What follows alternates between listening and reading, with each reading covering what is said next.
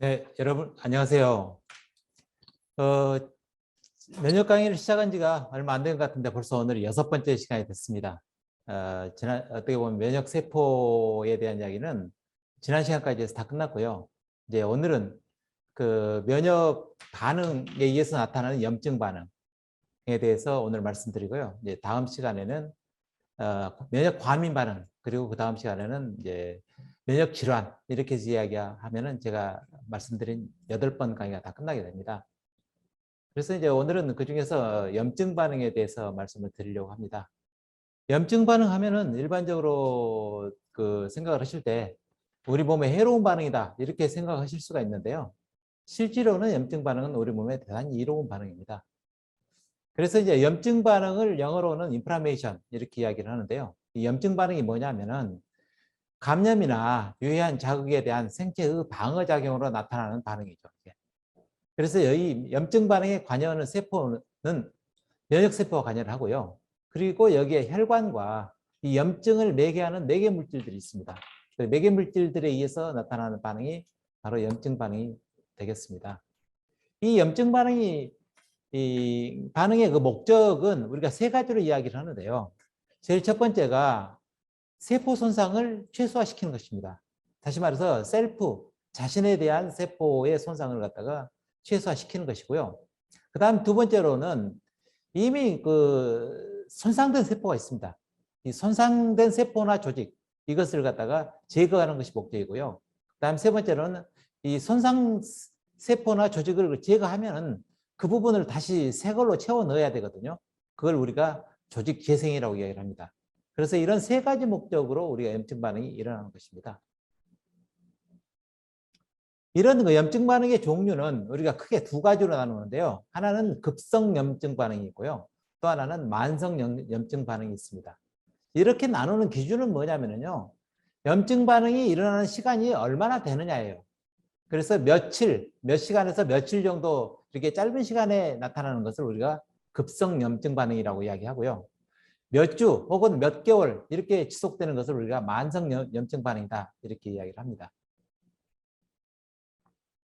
먼저 그 급성 염증 반응을 보시면요. 일반적으로 급성 염증 반응은 국소적으로 일어납니다. 다시 말해서 어느 한 부분에서만 일어난다는 것이죠.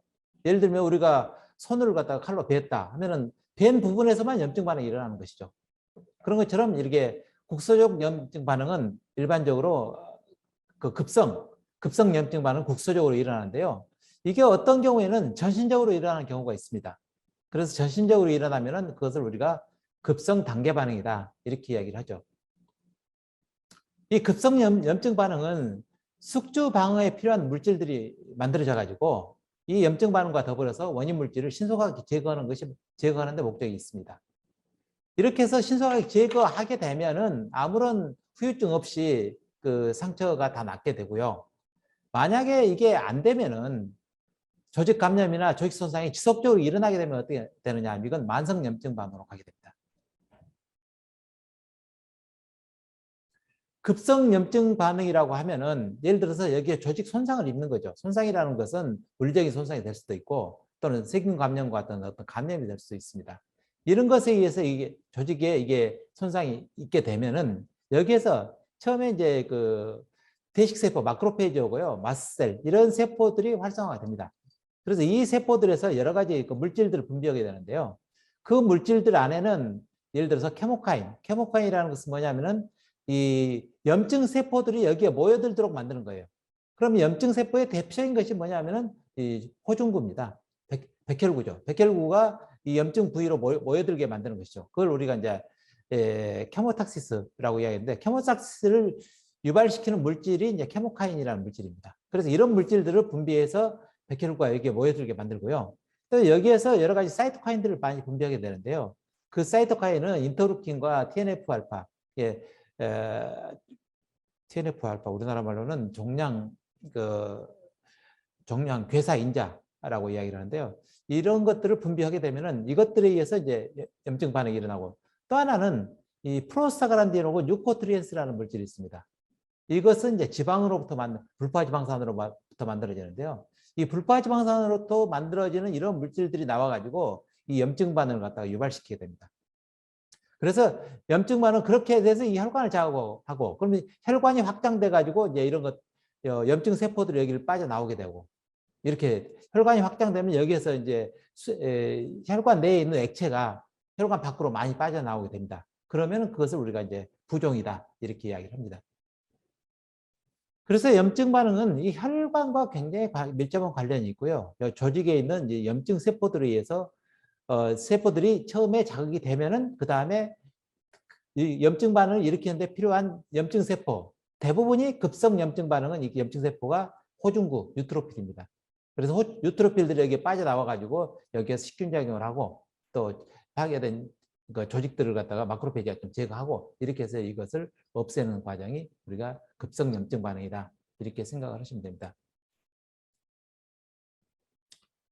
이 염증 반응을 매개하는 물질들이 있는데요. 그 매개하는 물질에 따라서 그 각각의 기능들이 있습니다. 예를 들어서 혈관을 확장시키는 기능. 이것은 이제 금방 말씀드린 그 프로스타글란딘이나 나이트릭 옥사이드, NO라고 이야기를 하는데 나이트릭 옥사이드고 그다음에 히스타민 이런 종류들이 혈관을 확장시키고요. 그다음에 혈관을 확장시키면은 이 혈관의 또 투과성이 증가가 됩니다. 근데 혈관 확장과 더불어 투과성을 증가시키는 물질들이 있는데요. 이게 이제 히스타민이나 세로토닌 같은 경우도. 그다음에 이제 컴프리멘트 관련된 물질들. 그다음에 유코트랜스에 관련된 물질들.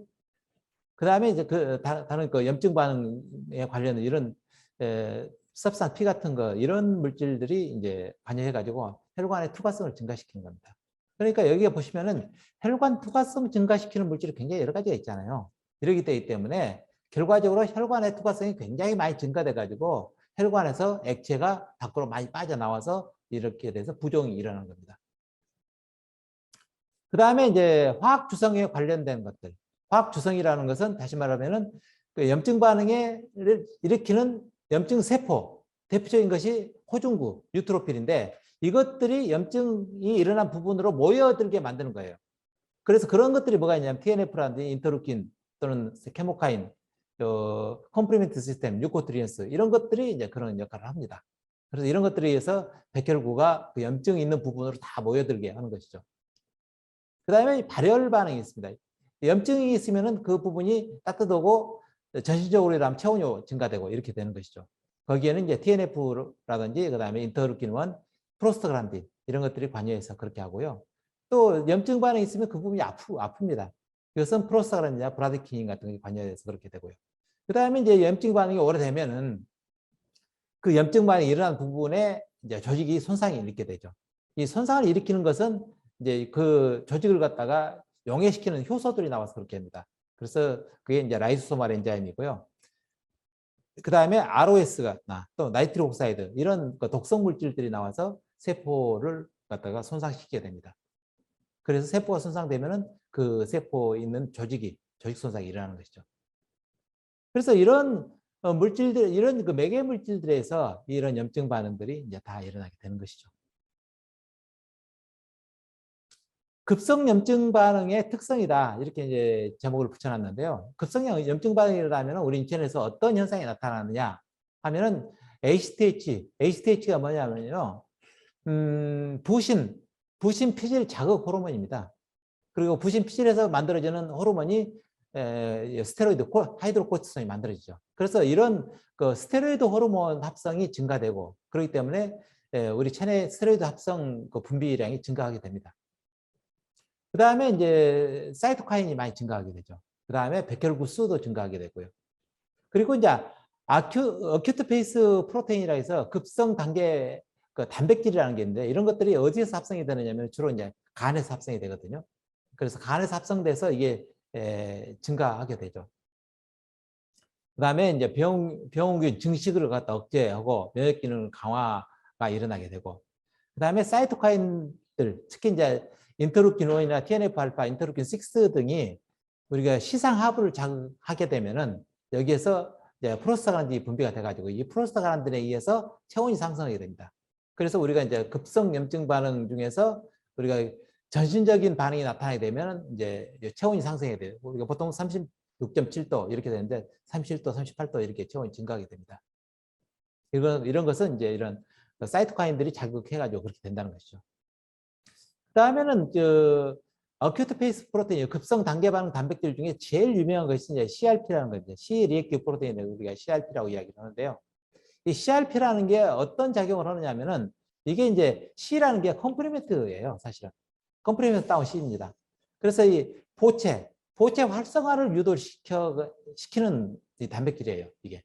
그러니까 보체가 활성화되면 어떻게 되느냐? 이게 미생물에 결합해가지고 미생물을 갖다가 죽이는 역할을 합니다. 그러니까 급성 염증 반응에 관여하는 이 단백질이 이 미생물을 갖다가 죽이는 작용을 훨씬 도와주는 역할을 한다는 것이죠. 이 CRP는 보통 우리가 이제 혈액에서 측정을 하는데요. 이것은 어떤 사람한테서 지금 현재 염증 반응이 있느냐 없느냐 이것을 갖다가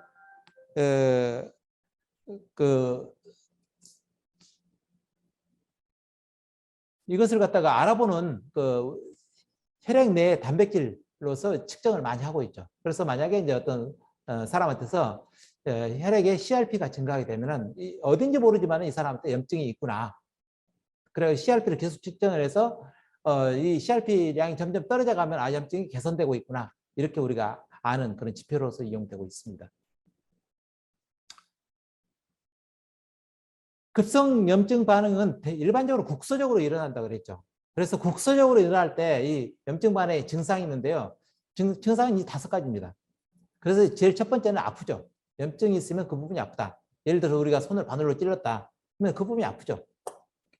그리고 이제 그 부분이 또 이제 빨갛게 됩니다. 이 빨갛게 되는 것은 왜 그러느냐 하면은 혈관 확장 때문에 이 빨갛게 되는 것이죠. 그 다음에 이제 부종, 그 부분이 부어요. 부으면은 그것은 이제 투과성 증가 때문에 이제 붓게 되는 것이죠. 그리고 붓게 되면은 거기에 기능이 떨어집니다. 그리고 그 다음에 이 부분이 따뜻해져 발열이 나타나는데 국소 발열의 원인은 혈류 증가입니다. 전신 발열의 증거는 아까 말한 대로 시상하부를 자극해가지고 거기에서 프로스타글란딘에 의해서 열이 나지만은 국소적으로 하는 것은 주로 이제 혈류 증가에 의해서 국소적으로 발열이 나타납니다. 급성 단계 반응이라는 것은 전신 반응을 이야기합니다. 앞에 여기에서는 이 국소적 반응이었는데요. 급성으로 전신 반응이 나타날 때는 어떻게 하느냐 하면은 이제 이 염증 반응을 유발시키는 이런 그 매개체들에 의해서 주로 이제 인터루킨 5, TNF-알파, 인터루킨 6 이런 것이 시상하부를 자극하게 되면은 여기에서 이제 프로스타글란딘이 분비가 돼가지고 이것에서 열이 발생해서 체온이 증가하게 되죠. 그래서 염증 반응이 있으면 이제 체온이 38도, 39도 이렇게 증가하는 겁니다.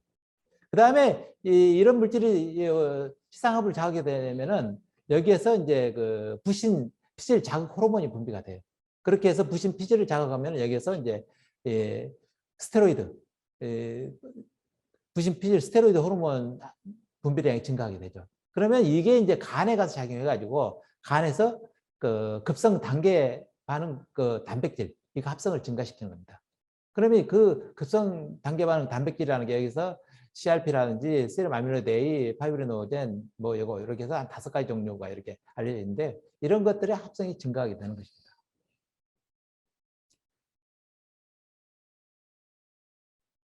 인플라메이터리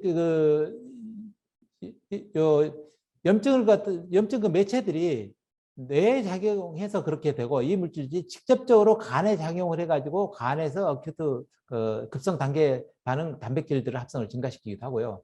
또 이게 골수에 자극을 하게 됩니다. 골수 자극을 하게 되면은 골수에서 백혈구 합성을 증가시키는 거예요. 백혈구의 합성을 증가시켜서 우리가 혈액에서 백혈구량이 증가가 되죠. 우리가 이 혈구 검사를 했을 때 백혈구 수치는 대개 한 7,000 이쪽이 증상인데 이게 한 2만 3만 이렇게 증가하게 되면은 아, 이 사람이 염증이 있구나 이렇게 우리가 생각을 하는 것이죠. 그래서 염증이 있으면은 백혈구 숫자가 증가하게 되는데 왜 증가되느냐 하면은 이런 인터루킨 6나 TNF 알파 이런 물질들이 골수를 자극해서 골수에서 백혈구 그 생산량이 증가해 가지고 이렇게 이 혈액에 백혈구 수가 증가한다 이렇게 되어 있죠.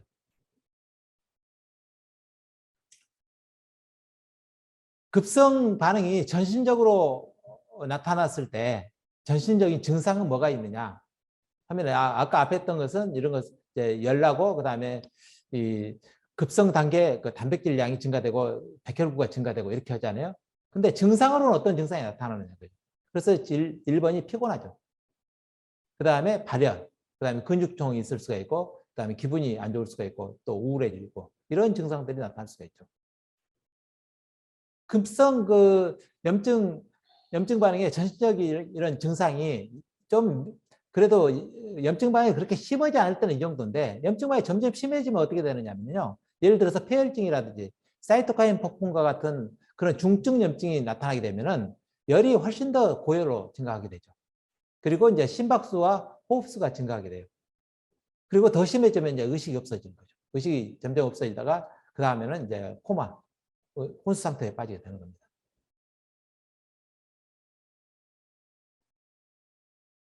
우리가 급성 염증 반응과 만성 염증 반응을 그 비교를 많이 하게 되는데요.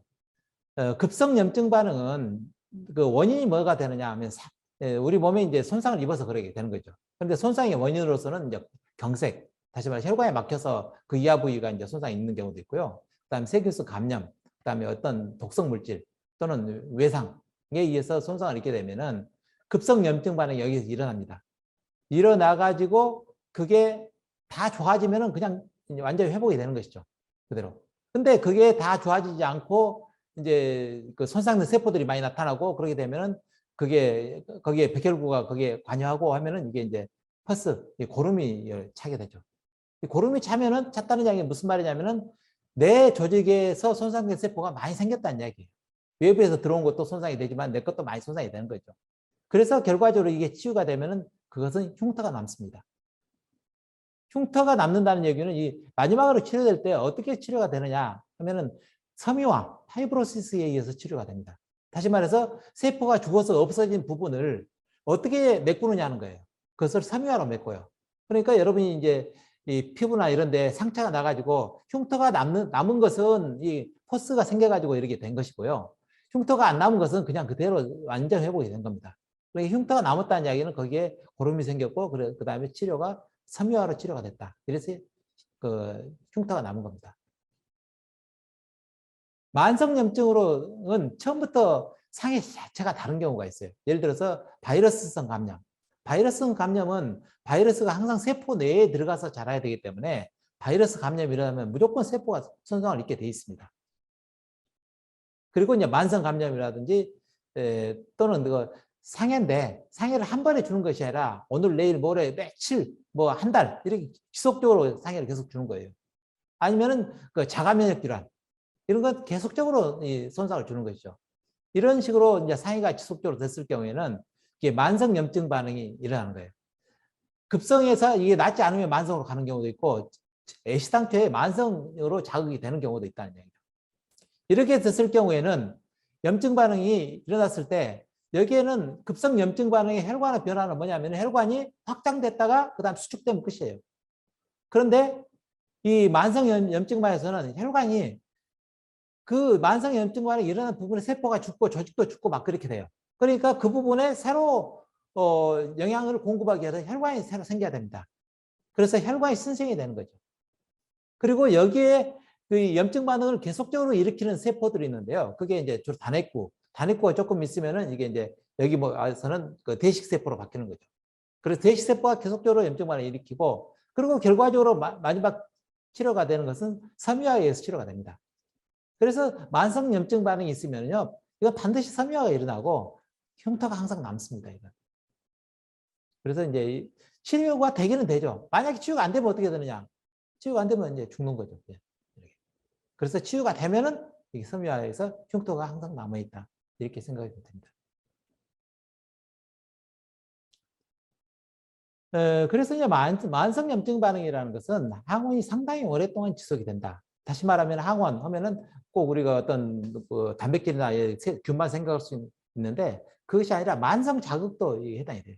자극도 지속적으로 뭐 하루 이틀이 아니라 한 달, 두 달, 세 달 이렇게 자극하면은 그 오랫동안 지속된다는 것이죠. 이런 그 항원의 종류는 어떤 것이 있느냐 하면은 식균 작용에 저항성이 있는 미생물 같은 것도 있을 수가 있고 아니면 자가항원 또는 그 암 조직 이런 것들이 이제 항원에 될 수가 있습니다. 그래서 이런 것들이 있으면은 만성염증이 일어날 수 있다. 그래서 대개 이런 것은 그 조직 손상이나 소모성 질환의 원인이 된다는 얘기예요. 만성염증 반응이. 그래서 만성염증 반응이 있으면 어떻게 되느냐 하면은 대개 체중이 감소하게 됩니다. 그리고 염증 부위에 대식세포가 지속적으로 모여들어요. 모여들고 지속적으로 해서 활동을 하는 거죠. 그래서 거기에서 또 활성화 계속 일어나고요.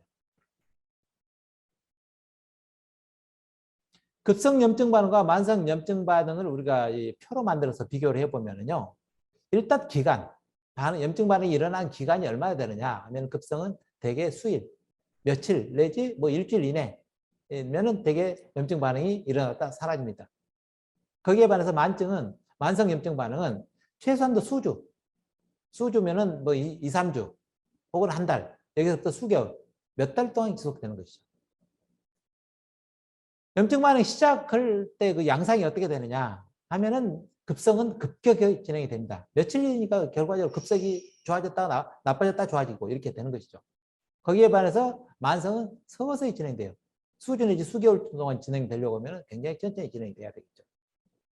그다음 여기에 관여하는 염증 세포들이 급성은 뉴트로필이 대부분이고 마크로페이지가 약간 관여를 해요. 그런데 만성은 마크로페이지가 대부분이고 림포사이트가 관여하고 파이브로블라스트가 관여한다는 거예요. 이 파이브로블라스트가 관여한다는 말이 무슨 말이냐 하면은 이 파이브로블라스트가 섬유소를 만드는 겁니다. 그래서 손상된 조직이 또는 손상된 세포가 없어져 버리잖아요. 그럼 그 자리를 어떻게 메꾸느냐 하면은 세포가 메꾸는 것이 아니라 섬유소가 메꾸는 겁니다. 그 부분. 그래서 이 파이브로블라스트가 섬유소를 만들어서요. 그 부분을 메꾸는 거죠. 염증 매개 물질도 여기는 히스타민이나 브라디키닌 뭐 그런 종류들 몇 가지 사이토카인들이 있는데 반해서 이게 만성염증 반해 사이토카인 성장인자라는 것이 이제 파이브로블라스트 같은 것을 이제 자극을 하는 겁니다. 그다음에 활성산소, 가스분해 효소. 가스분해 효소라는 것은 염증으로 손상된 세포 이것을 갖다가 녹여서 제거해내는데 관여하는 것이죠. 그래서 이 만성염증이라는 것은 세포가 죽어가지고 없어지니까 그 공간이 생기고 그 공간을 없애기 위해서 이 섬유소가 거기를 채운다. 이렇게 생각하시면 되겠습니다. 혈관의 변화도 보면은 급성은 혈관이 확장되는 것에 비해서 만성은 혈관 신생이 일어난다. 반응 후 경로는 이건 치유가 되든지 환원으로 되든지 아니면은 급성이 이제 계속 진행이 되면은 결과적으로 시간이 오래되면 만성으로 된다는 이야기죠. 거기에 비해서 이제 만성으로 된 것은 만성은 무조건 세포가 어느 정도 죽어요. 거기에서. 그렇기 때문에 괴사가 일어나고 조직도 파괴가 일어나고 그렇기 때문에 반드시 여기는 섬유화가 반드시 일어나는 거죠. 그래서 이런 이제 반응이 있습니다. 그래서 이런 염증 반응이 대개는 이제 우리가 급성이든 만성이든 간에 염증 반응의 목적이라는 것은 뭐냐면은 이 원인 물질을 제거해 가지고 숙주를 보호하는 게 염증 반응의 기본적인 목적이거든요. 그런데 어떤 경우에는 이 염증 반응이 과도하게 일어나 가지고 오히려 숙주를 갖다가 해롭게 만드는 경우가 많이 있어요. 예를 들면 우리가 이제 감기 걸렸을 때 열이 굉장히 많이 고열이 나잖아요. 그래서 38도, 39도 이렇게 체온이 증가하게 돼요.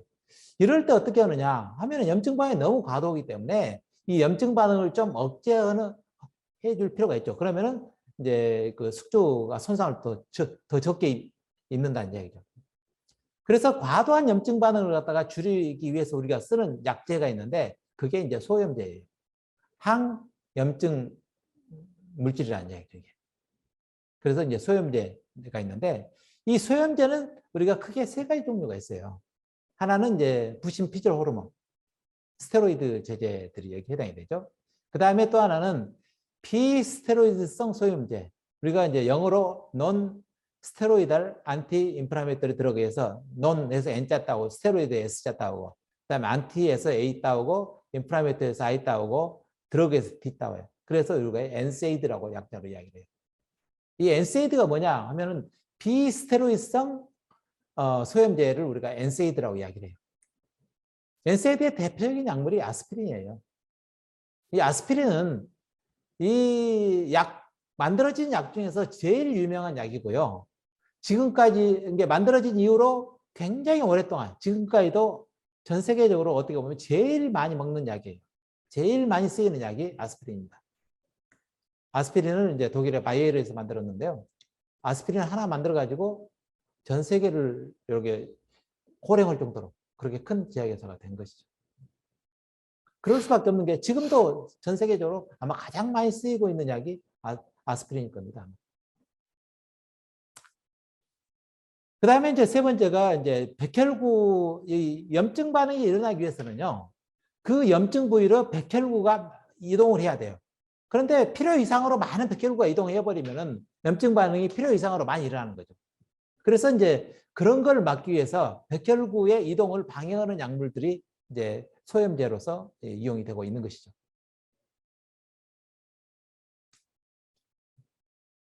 그래서 이제 소염제 해놓고는 갑자기 이제 에이코사노이드라는 제가 이걸 꺼내드렸는데요. 이 에이코사노이드라는 게 있어요. 에이코사노이드가 뭐냐 하면은 에이코사가 우리가 20을 의미해요. 1, 2, 3, 4에서 20을 의미하고, 이 에이코사노이드라는 게 뭐냐면은 탄소수가 20개짜리인 불포화지방산을 가지고서 이 불포화지방산으로부터 만들어진 물질인데, 그 물질이 무슨 역할을 하느냐 하면은 국소에서 호르몬 역할을 하는 이 지방산이 있어요. 그것을 우리가 통틀어서 에이코사노이드다 이렇게 이야기를 해요. 이 에이코사노이드를 보면은 우리가 이제 이게 지방산이거든요. 지방산인데 우리가 지방산의 탄소 숫자에 넘버링을 할 때 카복실기 여기서부터 1번이라고 붙여요. 그래서 여기 1번, 2번 여기 꺾어진 데가 다 탄소가 있는데 안 쓴 거죠, 지금. 그래서 1번, 2번, 3번, 4번, 5번, 6번, 7번, 8번, 9번, 10번, 11, 12, 13, 14, 15, 16, 17, 18, 19, 20. 20개짜리죠. 이렇게 탄소수가 20개짜리인 불포화지방산. 여기 보면 여기에 이중결합이 있고 여기에 이중결합이 있어요. 이중결합이 있는 것이 불포화지방산이거든요. 이 탄소수 20개인 불포화지방산으로부터 만들어지는 국소 호르몬 역할을 하는 물질. 이걸 통틀어서 우리가 에이코사노이드 보고 이야기한다는 거죠. 이 에이코사노이드 종류는 세 가지가 있어요. 세 가지가 있는데 그 하나 1번이 뭐냐면은 프로스타그란딘이라는 물질이에요. 그리고 2번이 스로목산이라는 물질이고 3번이 뉴코트리엔스라는 물질이에요. 이 프로스타그란딘이라는 물질은 옛날에 처음에 이게 이제 왜 프로스타그란딘이라고 이름을 붙였느냐 하면은 이 프로스타그란딘을 최초로 발견한 데가 전립선에서 발견을 했어요. 전립선이 영어로 프로스테이트 그랜드예요.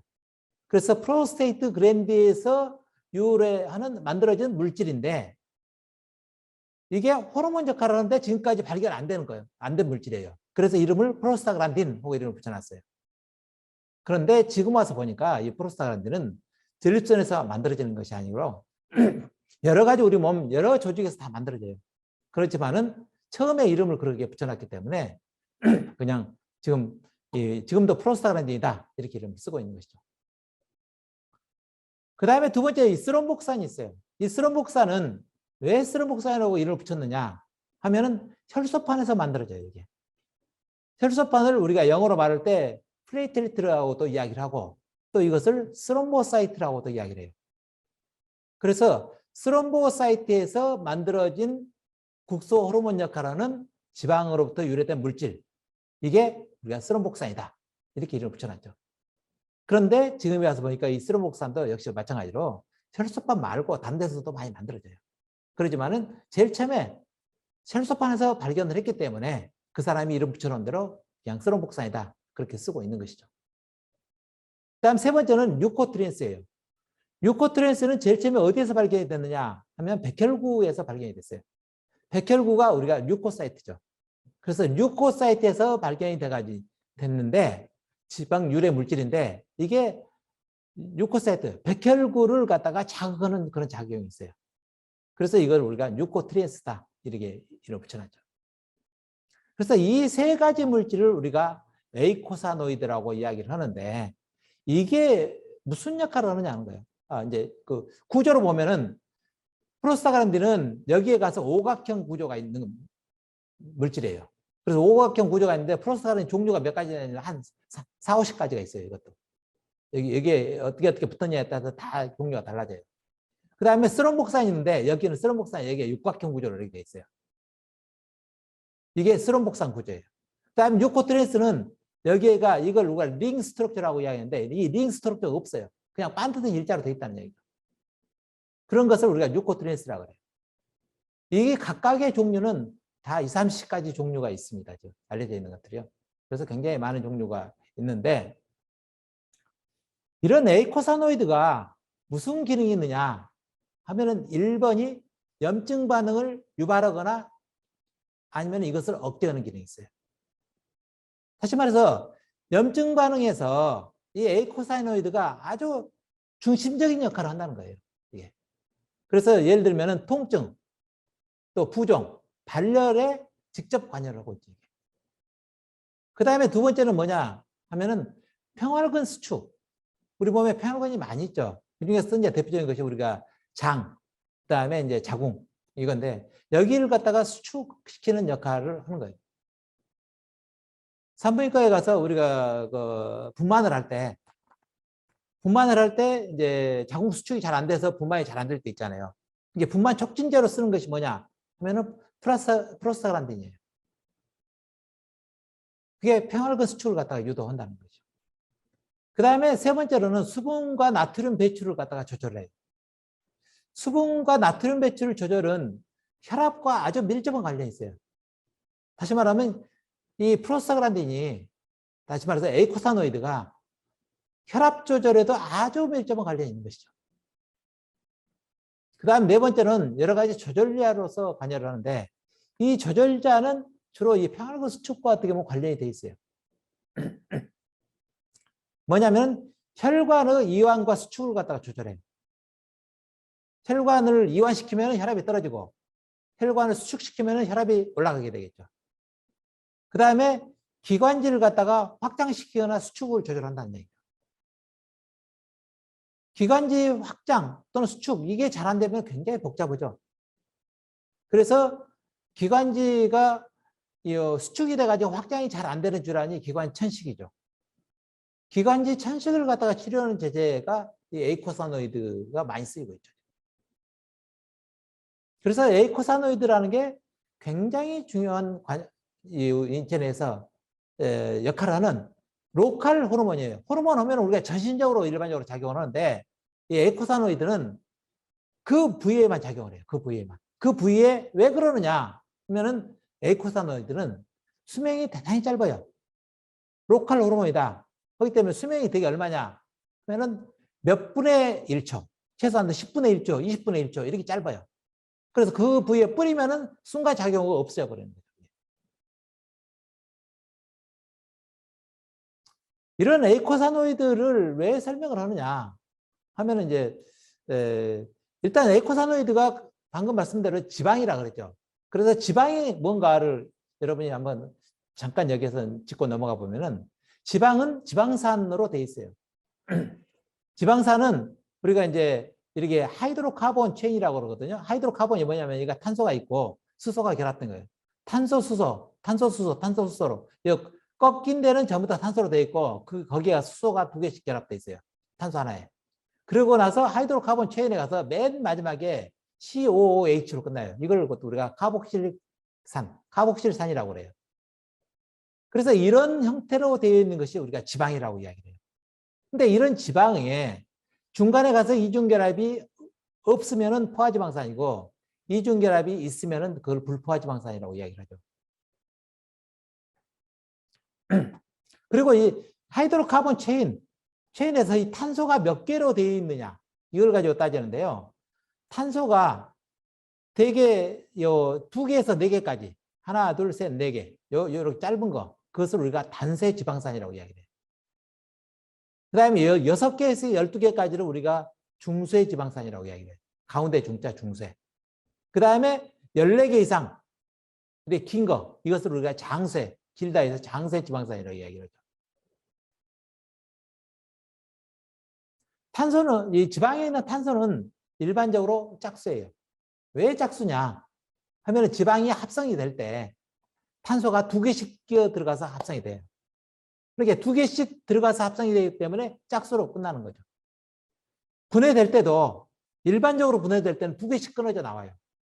그러니까 남아있는 것도 역시 짝수로만 남아있다는 얘기죠. 그래서 대개 지방은 짝수로 돼 있다. 이렇게 돼 있죠.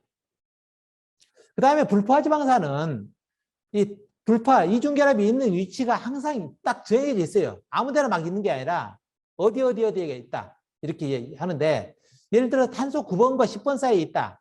이렇게 할 경우에 이걸 어떻게 표시를 하느냐 하면은 이렇게 삼각형을 표시를 해요. 삼각형하고 이걸 델타라고 있죠. 델타하고 뒤에 숫자를 붙여놔요. 델타 9 하면은 9번에 이중결합이 있다. 9번 탄소에 가서 이중결합이 있다. 이런 의미예요. 그리고 어떨 때는 이런 식으로도 써요. 18대 0 이렇게 써놔요. 이 18대 0 이렇게 써놓은 건 뭐냐 하면 탄소가 18개가 있는데 여기에 0 이중결합이 한 개도 없다는 이야기예요. 이건 포화지방산이죠. 그 다음에 18대 3 하고 써놨어요. 18대 3은 뭐냐면 탄소가 18개 있는데 이중결합이 3개 있다는 의미예요. 그래가지고 가로 안에 그 숫자를 적어놨어요. 9, 12, 15. 이것은 뭐냐면 9번째, 12번째, 15번째에 가서 이중결합이 있다. 그런 의미예요. 그런 식으로 이제 표시를 하고 있는 것이죠. 우리가 지방산의 종류를 말할 때 탄소 수가 몇 개냐를 가지고서 따져요. 1개짜리. 이건 사실 지방산이라고 부를 수가 없죠. 포르메이트를 이야기하고 2개짜리 아세테이트, 3개짜리 프로피오네이트 해서 1, 2, 3 이렇게 이야기를 하는데 사실은 여기 1, 2, 3번까지는 우리가 지방산이라는 이름을 잘 안 써요. 이제 4개부터 지방산이라고 이제 보통 이야기를 해요. 4개면은 부치레이트, 10개면은 캐프레이트라고 이야기를 하죠. 그래서 이 일반적으로 우유 속에 있는 지방들, 그런 이제 긴 것도 있는데 이 중세 10개에서 5개, 4개 사이 여기에는 우유에 많이 들어있어요. 이런 것들은 이제 다음에 수화업 쏠 때 훨씬 더 유리하기 때문에 이제 그렇게 돼 있다고 생각을 해요. 그 다음에 우리가 보통 지방 하면은 16개짜리 이게 기본이에요. 왜 16개짜리가 기본이냐면은 우리 인체 내에서 또는 다른 데서 마찬가지예요.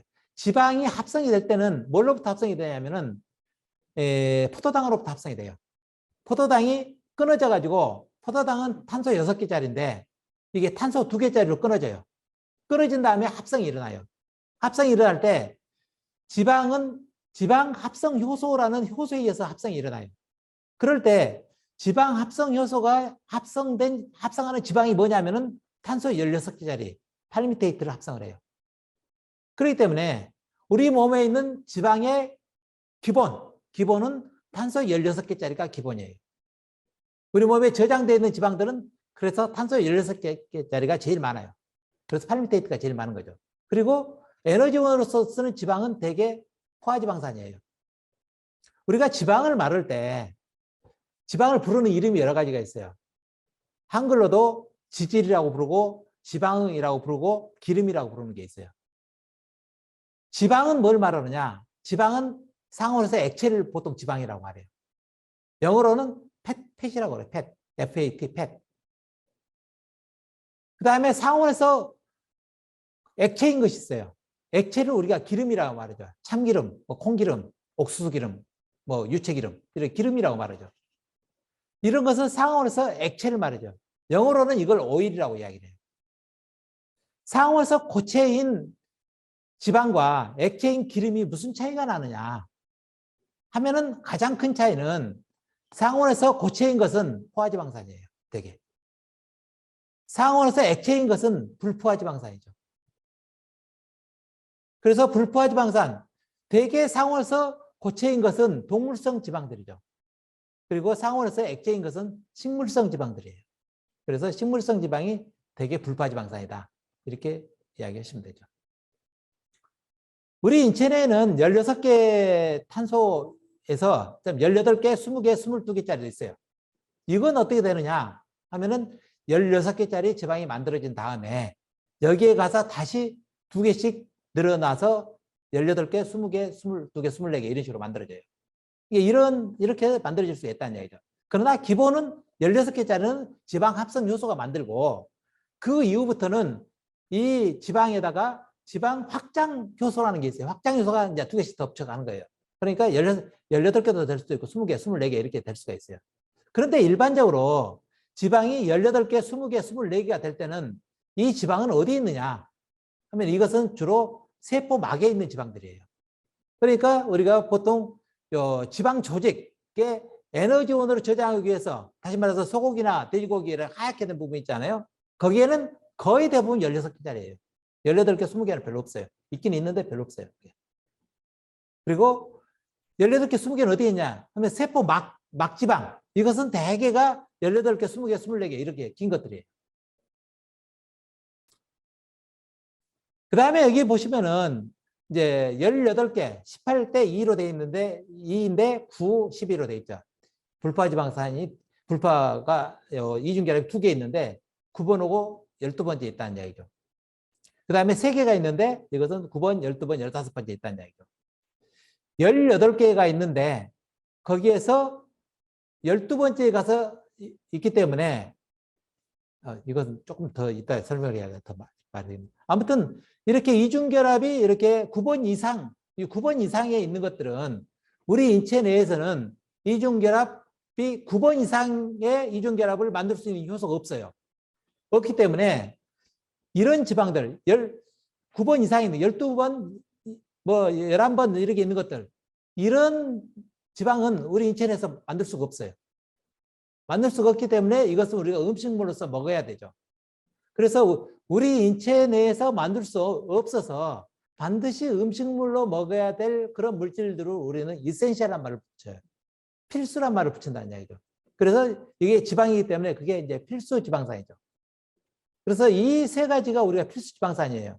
사실은 이 3가지가 아니고 앞에 2개만 먹어도 돼요. 이것은 이걸로부터 만들어질 수가 있죠.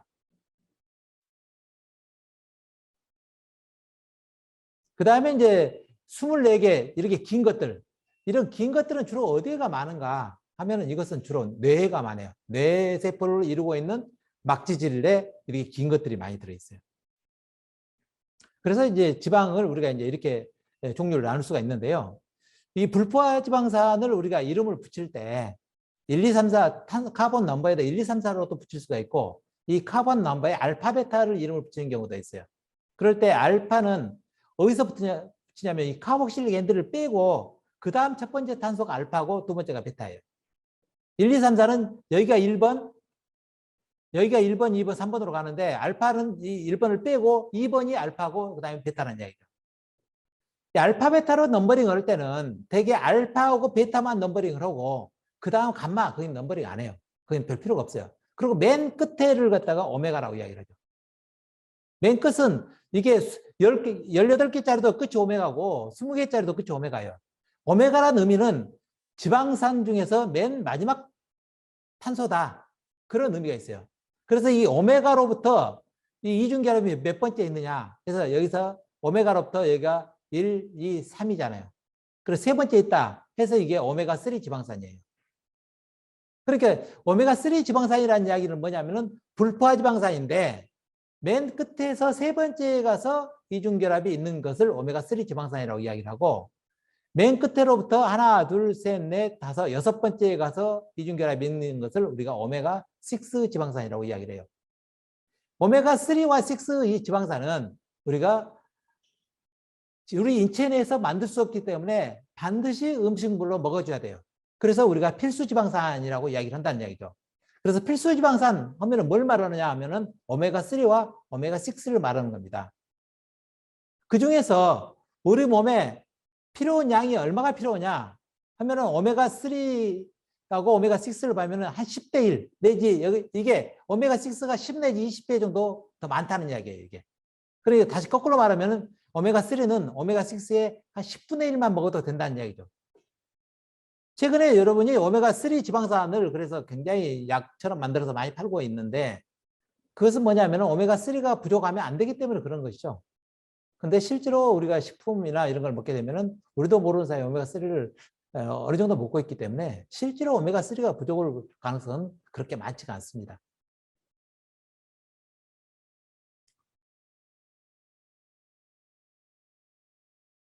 그래서 이 필수지방산이 우리 세포의 성장에 꼭 필요한데 어디에 필요하냐 하면은 이 필수 지방산은 세포막에 반드시 필요합니다.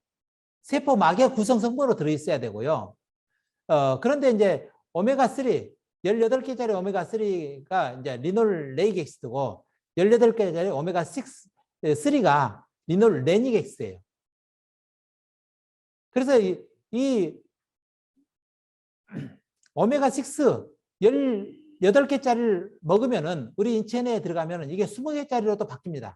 그러니까 오메가3 18개짜리가 오메가6 18개짜리가 오메가6 20개짜리로 바뀔 수가 있고 또 이게 22개짜리, 24개짜리로도 바뀔 수가 있어요. 마찬가지로 18개짜리 오메가3를 먹게 되면 이게 20개짜리 오메가3 또는 22개짜리 오메가3로 바뀔 수가 있어요. 이것은 가능하다는 얘기예요. 우리 인체 내에서.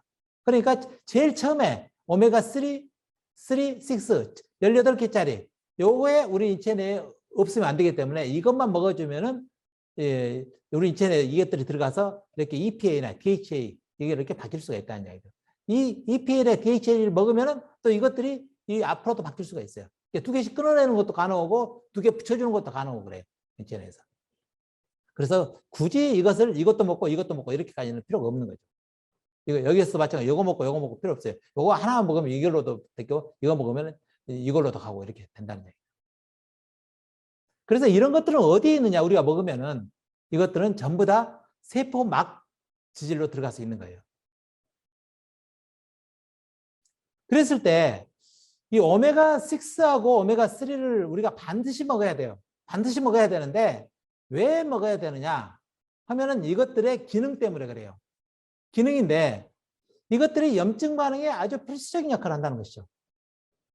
염증 반응에 오메가6는 염증 반응을 유발하는 프로스타글란딘을 합성을 해요. 오메가3는 뭐로냐? 염증 반응을 억제하는 프로스타글란딘을 합성을 주로 한다는 얘기죠.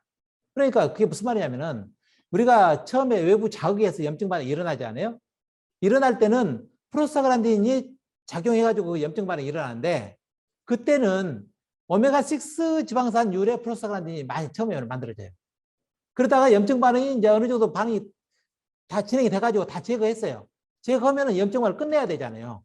그걸 끝낼 때는 오메가3 지방산으로부터 만들어진 프로스타글란딘이 작용해가지고 염증 반응을 이제 끝났으니까 그만해라. 이렇게 억제를 한다는 얘기예요. 그래서 이제 오메가3로부터 유도되는 것이 여기에서 보시면 이제 프로스타글란딘 이것도 되고 되는데 여기에서 이 파랗게 표시된 부분들 있잖아요. 이것들은 염증 반응을 억제하는 물질들이에요. 오메가3, 6로부터도 억제하는 이 프로스타글란딘도 만들어지죠.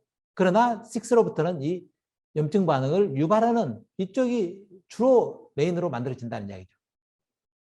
그렇기 때문에 오메가6로부터 만들어지는 이 프로스타글란딘으로부터 우리가 염증 반응을 유발시키는 거고 그 다음에 오메가3로부터 만들어진 이 프로스타글란딘은 염증 반응을 이제 끝났으니까 억제하고 더더군다나 탄소 22개로부터 만들어지는 여기에 리솔빈이라는 게 있어요. 이 리솔빈이라는 것은 뭐라는 거냐면 회복시키는 거예요. 상처 회복 아니면 조직 재생 이런 것을 도와주는 물질들이 이걸로부터 만들어진다는 얘기죠. 그래서 오메가3가 대단히 중요하죠. 근데 이건 어디에 있어야 되느냐 하면 세포 막에서 막지질로 들어있어야 된다는 얘기죠. 그래서 우리가 이제 이 아라키돈산 탄소 20개짜리인 아라키돈산을 우리가 먹으면은 아니면 18개짜리를 먹으면은 이게 20개짜리 되고 20개짜리로 돼서 18개, 20개짜리 돼가지고 이게 세포 막지질로 들어가요. 세포 막지질로 들어가 있다가 외부에서 상처를 입게 되면은 이 포스포리페이스 A2라는 효소가 활성화돼가지고 이 막지질이 끊어져 나와요. 그래서 아라키돈엑스가 나오면은 이 아라키돈산으로부터 프로스타글란딘이 만들어지는데 그때 이제 사이클로옥시게네이스라는 이 효소가 작용해가지고 프로스타글란딘이 만들어지고 이걸로부터 이제 여러 가지 종류의 프로스타글란딘이 만들어지고 이걸로부터 스로복산이 만들어져요. 이 아라키돈산으로부터 사이클로옥시게네이스가 아니라 리포옥시게네이스가 작용하면 뉴코트리엔스가 만들어지고 사이토크롬 P450 시스템이 만들어지면 에폭사이드가 만들어져요. 이 에폭사이드는 다음에 알고 보니까 이것은 이제 상처 치유에 주로 관여하는 쪽으로 작용을 한다. 이렇게 이제 알려져 있죠, 이게. 그래서 우리가 보시면은 우리가 염증 억제제로 쓰는 소염제의 대표적인 것이 뭐냐면 스테로이드고 아스피린이에요. 그런데 이 소염제로 쓰이는 스테로이드와 아스피린의 작용 기전이 뭐냐 하면은 이런 프로스타글란딘의 합성을 억제하는 그런 기능을 가지고 있다는 얘기죠. 그랬을 때 스테로이드를 쓰면은 여기를 억제시키잖아요. 2단계를 억제시키기 때문에 2단계 억제되면 이것들이 몽땅 다 안 만들어지죠.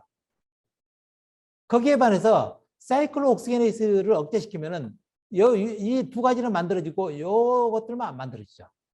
그러니까 아스피린을 쓰는 것이 스테로이드를 쓰는 것보다도 염증 반응 억제만을 위해서는 더 좋다. 더 변별력 있게 쓰는 것이다. 이렇게 지금 되어 있죠.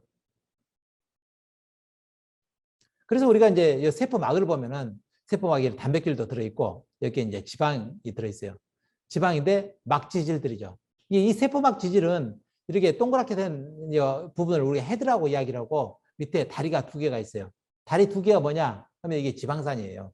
지방산인데 어떨 때는 같은 다리로 되어 있고 어떨 때는 다리가 색깔이 다르게 되어 있죠. 다르다는 이야기는 이거 하나는 포화지방산, 하나는 불포화지방산, 그걸 지금 표시를 해놓은 거예요. 그래서 이렇게 헤드가 있고 거기에 다리가 두 개가 있는데 이렇게 다리가 있고 하나 꼬부라져 있어요. 이 꼬부라진 것은 불포화지방산이라는 것을 의미하죠. 다리가 이렇게 있고 이런 식으로 돼 있어요. 그래서 여기 노란 부분은 뭐냐 하면은 헤드, 피, 그리세롤 여기까지 요 세 개를 합쳐서 동그라미 하나를 표시하는 것이고 그다음에 지방산, 지방산 이렇게 해서 이 지방산을 다리 두 개로 표시를 해놓은 겁니다. 그랬을 때 첫 번째 여기에 가서 이 결합되는 지방산은 항상 여기는 포화지방산이 결합돼요. 그러니까 여기를 보시면은 포화지방산, 여기 또 포화지방산, 포화지방산이죠. 항상 포화지방산이에요. 여기. 두 번째는 여기에는 포화지방산이 결합되기도 하지만은 어떨 때는 여기에 불포화지방산이 들어가요. 그러니까 다시 말해서 불포화지방산이 결합된다 하면은 여기 두 번째에 가서 결합되는 거예요. 그러니까 여기는 포화지방산이 됐고 결합됐다면 여기 두 번째 가서 여기 꼬부라져 있다는 얘기예요. 이렇게 꼬부라져 있는 겁니다. 그래서 여러분이 오메가6나 3를 먹어야 되는 이유는 뭐냐? 그걸 먹으면은 이렇게 들어가 있는 거예요. 두 번째 가서. 다른 데 가서는 이게 갈 데가 없어요. 항상 세포 막이 가서 이렇게 들어가 있는 겁니다. 그래서 이 오메가3, 6가 부족하다는 것은 이렇게 들어가야 되는데 이 들어갈 것을 너무 적게 먹으면 다 포화지방산으로 바꿔져 들어가 있는 거죠. 그러니까 세포 막의 기능이 떨어져요. 그렇게 되면. 그리고 이런 물질이 없으면 이걸로부터 만들어지는 스로목산이나 유코트레스가 안 만들어지기 때문에 문제가 된다는 겁니다. 그래서 이것을 갖다 불포화지방산을 먹으면은 반드시 이렇게 두 번째에 들어가 있다는 이야기죠. 그런데 이걸로부터 다음에 이 에이코사노이드가 만들어져야 되잖아요. 에이코사노이드는 오메가3와 6로부터 만들어지는 거라는 거죠. 그래서 오메가3와 6가 우리가 먹는 걸로부터 바로 만들어지는 게 아니라 항상 세포막에 있는 것이 떨어져 나와서 만들어져요. 그럴 때 세포막에서 지방산을 분해시키는 효소가 우리가 이제 인지질 분해 효소예요. 포스포리페이스라고 이야기하는데 이 포스포리페이스는 네 가지 종류가 있다는 이야기죠. 이 네 가지 종류가 있는데 A1, 포스포리페이스 A1은 항상 이 첫 번째를 끊는 것이 A1이에요. 그러니까 A1이 작용하면 항상 포화지방산만 만들어져 나오겠죠. 그 다음에 두 번째를 끊는 것이 포스포리페이스 A2예요. 그래서 이 불포화지방산이 나오려고 하면은 항상 포스포리페이스 A2가 작동해야지만 불포화지방산이 나올 수가 있어요. 그 다음에 포스포리페이스 C는 이 포스페이트 앞에서 끊는 거, D는 뒤에서 끊는 거예요. 그래서 이것들은 지방산이 안 나와요. C와 D 작용해서는. 그래서 이 불포화지방산이 다시 말해서 우리 인체 내에서 염증 반응을 일으키기 위해서 에이코사노이드를 만들기 위한 불포화지방산을 끊어내기 위해서는 제일 처음에 작용하는 것이 포스포리페이스 A2, 이 효소라는 거죠. A2. 여기가 작용을 해야지만이 불포화지방산이 끊겨 나올 수가 있어요. 그런데 스테로이드가 이걸 억제시킨 거예요. 그러면은 이게 안 끊어지니까 에이코사노이드를 만들지 않죠. 그래서 포스포리페이스 A2가 이렇게 작용해가지고 이 불포화지방산이 끊어져 나오면은 그래서 포스포리페이스 A2가 작용하는 거죠. 근데 이것의 효소 기능을 억제시키는 것이 이제 스테로이드들이 억제시킨다는 이야기죠. 그래서 스테로이드를 먹으면은 우리가 소염작용이 나타나는데 소염작용이 왜 나타나느냐? 하면은 포스포리페이스 A2 액티비티, 이 효소 활성을 억제시켜가지고 소염작용이 나타난다. 이렇게 알려진 것이죠. 그 다음에 이제 이렇게 불파지방산, 오메가6 아라키돈산이 이렇게 만들어지면은 이걸로부터 에이코사노이드를 만들 때 제일 첫 단계의 작용 요소가 사이클로옥시게네이스예요. 근데 이 사이클로옥시게네이스 활성을 억제시키는 것이 아스피린이라는 거죠. 보면 아라키도닉 엑스가 사이클로옥시게네이스에 의해서 이 부분에 여러 개 사이클 오각형이 생기죠. 그리고 이 효소 한 번 더 작용해가지고 이게 하이드로프록사이드가 생기고 여기에 프록세이스가 작용해가지고 여기 O2가 끊어져 나가면서 OH로 바뀌죠. 이게 이제 프로스타그란딘 제일 첫 번째 만들어진 거예요. 이걸로부터 여러 가지 프로스타그란딘이 이렇게 합성이 일어나게 되죠. 그래서 프로스타그란딘을 합성할 때 아라키도닉스가 끊어져 나오는 것은 포스포리페이스 A2고 이제 끊어져 나온 다음에 실제로 이게 이 에이코사노이드 프로스타그란딘으로 합성되는 것은 사이클로옥시게네이스라는 효소가 굉장히 중요하죠. 그래서 이 사이클로옥시게네이스 억제제가 이제 중요한데 이 사이클로옥시게네이스라는 효소가 타입이 두 가지가 있다는 이야기죠. 하나는 정상 조직에 있는 사이클로옥시게네이스예요. 사이클로옥시게네이스를 우리가 약자로 쓸 때 콕스라고 이야기를 해요. 콕스, COX 약자로 콕스라고 이야기하는데 이 콕스가 1이 있고 2가 있다는 거예요. 콕스 1, 콕스 2.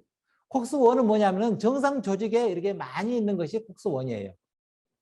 그 다음에 콕스 2는 염증 반응이 일어난 세포에서만 주로 많이 이게 나타나요. 그게 콕스 2죠. 그래서 우리가 염증 반응을 억제시키려고 하면은 인위적으로 콕스 1을 억제시켜버리면 다른 프로스타그란딘도 다 합성이 다 억제가 되죠. 그래서 염증 반응만 선택적으로 좀 억제시키기 위해서는 콕스 2만 억제시키는 이것을 갖다가 이런 제재를 갖다가 약으로 많이 개발을 하고 있어요. 그래서 이제 그런 약들이 요즘에는 많이 나와 있죠. 이건 이제 선택적으로 우리가 쓸 수가 있어요. 예를 들어서 기관지를 주로 쓴다든지 아니면은 뭐 다른 쪽에 이런 식으로 해서 주로 거기에 작용하는 그런 염증 반응만 선택적으로 억제시킬 때 많이 쓰는 것이고 아스피린 같은 경우는 이걸 둘 다 억제시켜 버리는 거예요. 그래서 아스피린이 약 중에서 제일 유명한 그 소염 진통제인데 소염 진통제 역할을 할 때 어떻게 하느냐?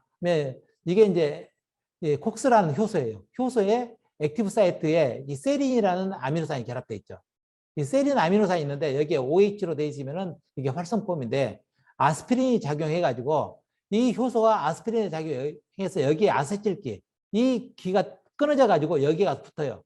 그러면은 아세틸 콕스가 되는 거죠. 콕스가 아세틸기가 딱 붙어요 이렇게. 그 다음에 이게 떨어져 나와야지 다시 액티브 폼으로 되는데 안 떨어져 나오게 계속 붙어 있어 버리는 거예요. 그렇기 때문에 이 콕스라는 효소가 활성이 억제된 이게 불활성 형태로 바꿔져 버리는 거죠. 그래서 안 떨어져 나오고 계속 있어요 이렇게. 그러면 이 효소가 작용을 못 하는 거죠.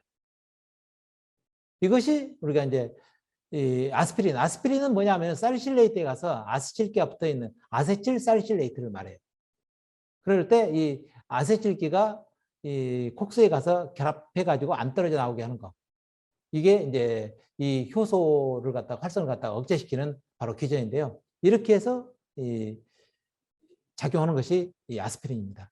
아스피린과 똑같은 이제 작용하는 나머지 부분만 조금 다르게 만들어 놓은 것들이 여러 가지 약재들이 있는데요.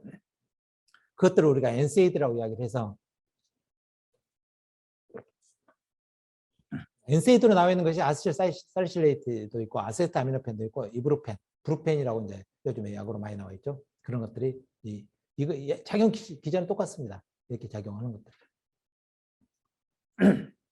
그래서 우리가 쓰는 소형 진통제가 여러 가지가 있는데 그것들 중에 가장 유명한 것이 에이코사노이드 합성 억제제가 소염 진통제로서 제일 유명해요. 그 중에 이제 포스포리페이스 A2 억제제가 글루코콜티코이드 그리고 보통 스테로이드라 해서 쓰는 약제들이고요. 이것은 이제 세포막에서 불포화지방산 오메가3, 6가 끊어져 나온 자체를 억제시켜 버리는 것이죠.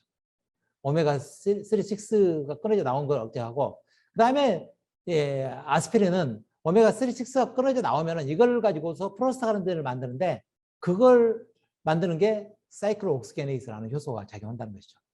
그럴 때 이 사이클로옥시게네이스를 억제시키는 것이 이 NSAID 효과가 이걸 여기에 작용한다는 것입니다. 그래서 우리가 소염 진통제가 왜 필요한가 하면은 염증 반응이라는 것은 우리 몸에 반드시 필요한 반응인데 이 염증 반응이 너무 과도해 가지고 염증 반응에 의한 조직의 숙주 조직에 손상이 오히려 일어날 수 있는데 이럴 때는 염증 반응이 너무 과도하기 때문에 이걸 좀 억제시키고자 하는 목적으로 이게 쓰는 것이 소염제라는 얘기죠. 그렇기 때문에 이 소염제를 너무 많이 쓰는 것도 문제가 되죠. 염증 반응이 유익한 반응인데 그 반응 자체가 아예 안 일어나게 할 수도 있기 때문에 잘못해서 소염 진통제를 오래 쓰면은 급성이 만성으로 진행될 경우가 많아요. 또 그렇기 때문에 소염 진통제를 그렇다고 해서 안 쓰자고 하면은 이 염증 반응에 대한 그 숙주의 그 피해가 증상이 너무 심하게 나오기 때문에 그것 때문에 해를 입은 것과 소염 진통제를 써가지고 그 해는 덜 있지만은 이 염증 반응이 진행이 더디돼 가지고 또 치료가 안 되는 부분, 이 부분을 우리가 잘 생각을 해야 된다는 얘기죠. 그래서 너무 심하지만 않으면 소염제를 안 쓰는 게 좋고, 그러나 너무 심하면 써가지고 어느 정도, 다시 말해서 여기 소염 진통제라는 게 우리가 목적하는 바가 발열을 줄이는 게 가장 큰 목적이에요. 사실은 소염 진통제 중에서 소염이잖아요. 진통, 그다음에 통증을 없애는 게 가장 중요한 목적이라는 것이죠.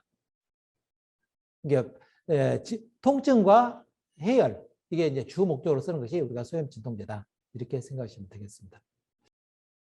여기까지 해서 염증 반응을 강의를 마치고요. 다음 시간에는 우리가 이제 과민 반응, 면역 과민 반응에 대해서 말씀드리도록 하겠습니다.